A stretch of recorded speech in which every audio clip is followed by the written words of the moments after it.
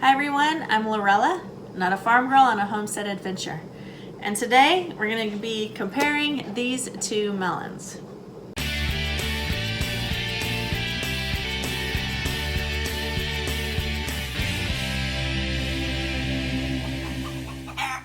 Okay, so let's begin by talking about these two watermelons. We'll start with this one on my right, your left.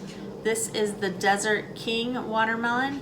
This plant was given to us by the Awesome Homestead when we went over there and hung out with them for a little while. They gave me one plant that they had already started, and that plant produced one watermelon, this one. It weighs 7.2 pounds. I do not know what the average weight is for this variety because, like I said, I didn't buy the seed, I was given the plant. This watermelon is the Cypriot watermelon. I'm not sure if I'm pronouncing it right. We bought the seeds from Baker Creek. It is an heirloom variety. It averages between 5 to 10 pounds. This one actually is 11 pounds, so it's a little bit on the large size for this variety. They can get bigger, but most of ours came in around cantaloupe size.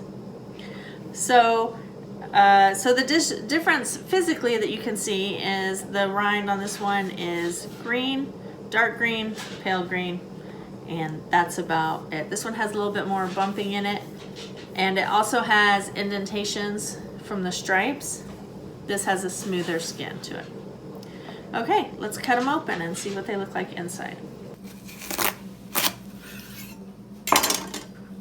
Oh, I had no idea that this was a yellow fleshed watermelon until I cut it open. That smells really sweet, doesn't it? Let's talk a little bit about the differences in these two watermelons. The first obvious difference is going to be the color of the flesh. This is a yellow watermelon, and the Cypriot has the traditional bright red color to it. This one, although there's no YouTube smell-o-vision, smells sweeter. The Desert King smells sweeter than the Cypriot. And I would assume by the name Desert King that this watermelon probably does not need as much watering as the other watermelon does to ripen. Okay, so the next thing that I noticed right away is the rind, the thickness of the rind. So on the dark green Cypriot watermelon, I don't know if I'm pronouncing it right. If you know the correct pronunciation, tell me in the comments. It's very thin. The flesh comes almost all the way to the edge, whereas this has a thicker rind in it. That's about, I'd say about an inch maybe. The other one looks to be about a quarter of that thickness.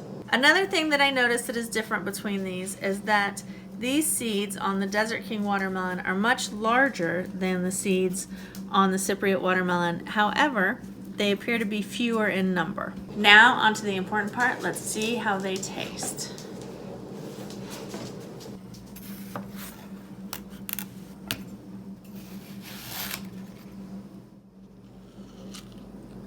Very juicy, sweet, a little bit soft, but not terribly soft. This one isn't quite as sweet as the other, which is interesting because it smells sweeter. I think I will save seeds from both of these, and next year hopefully we can get more, and then I'll have more of the Desert King than just one. And perhaps if I left them on the vine a little longer, or something, then it might ripen more. If I just had to go with, based on what I have to say today, based on look, on numbers, on texture, on sweetness, that I would definitely go with the Cypriot watermelon over the Desert King. Can I have a bite of each? Yes. Yeah. Can I do video of you doing a bite of each? Alright, so I've never had this one. I'm going to give it a go first. It has the right texture, but it tastes like you're getting close to the rind on one of these. Let me try this one. Definitely sweeter. Good, has a good texture that you're used to, and I don't know, more bang for your buck if you're dealing with, that much less rind. I think bland. Kind of bland. Yeah, that's exact word I was about to say. All right, so now that we've talked about the difference in taste and appearance of these two types of watermelons, let's talk about seed saving. This is my first time saving watermelon seeds, and I watched several videos, and there's kind of about a 50-50 argument on whether you need to ferment watermelon seeds or not. But since it's my first time and I want them to do really well, I am going to do that. So the first thing I'm going to do is just get the seeds out of the watermelons. You want to have a little bit of the juice with the seeds when you put them in the jars to ferment, because the juice helps it ferment.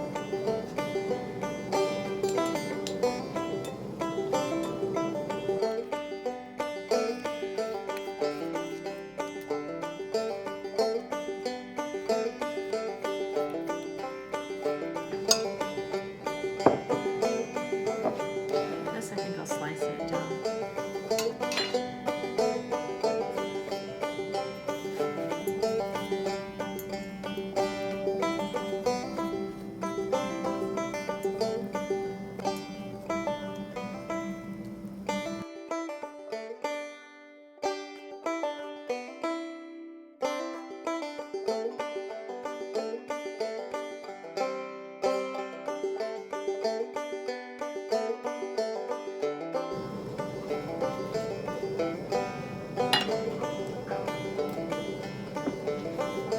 Chickens are gonna love this.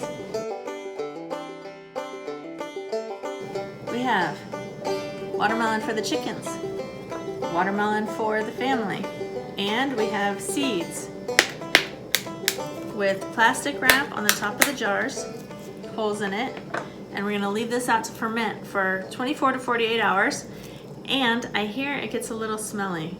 I'll let you know about that when we come back. I think that's it. See you in 2 days. We came out to just enjoy the cool of the evening and kind of check on the homestead at the end of the day. And we were taking a look at the watermelons that I tossed out earlier. We're gonna go see whether the chickens liked both watermelons equally.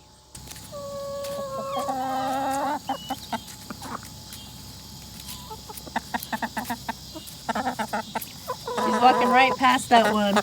It's still got a whole bunch left on it, looking for more red. Oh, sorry, girls. Didn't mean to scare you. They can taste the difference, too. Okay, we're back in the kitchen, and the first thing I'm going to do is just scoop the pulp and seeds that are floating on the top. The viable seeds sunk, and the bad seeds float. Something to note about the smell is I could not smell it when the plastic was on it unless I actually lifted it up and smelled it. You can tell it's fermented, but it's not horribly stinky like I was afraid of. I will repeat this process for both jars of seeds. Ooh, getting a little whiff of it now. And then I'm going to go into the utility sink and rinse them out with some cool water.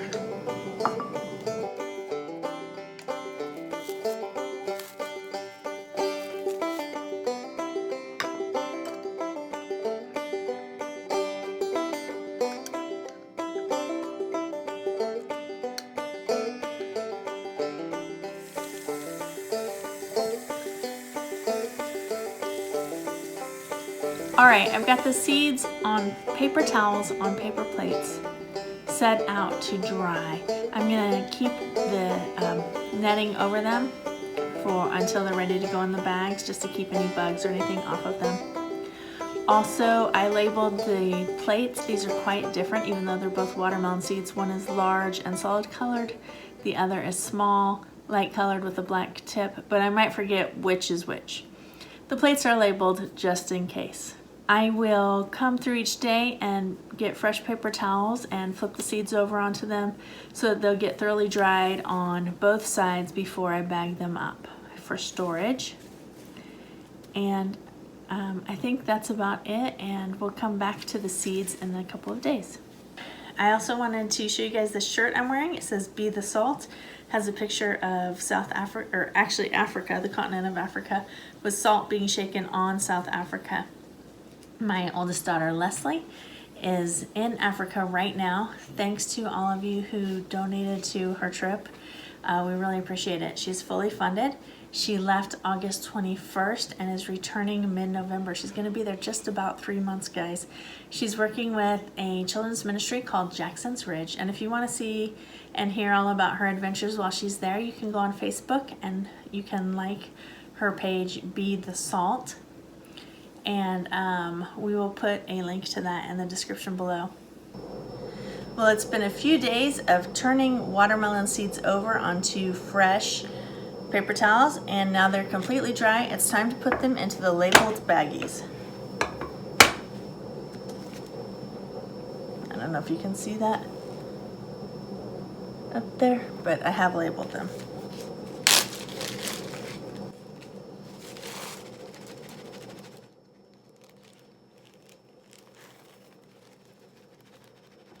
I'm gonna store these in a cool, dry place for the first week. I will leave the top open to allow any last bit of moisture that might be lingering to evaporate, and then I will zip them up and they will be ready for next year's planting in the garden. Thanks so much for watching, guys. I really appreciate it. Thumbs if you liked it, subs if you loved it, and comment down below. Did you learn anything new about saving watermelon seeds, about different watermelon varieties? And also, what suggestions do you have for me to do differently next year so that I can have a more productive watermelon harvest? And any suggestions regarding seed saving? Let me know. Thanks for watching, everybody. See you next time the rooster crows.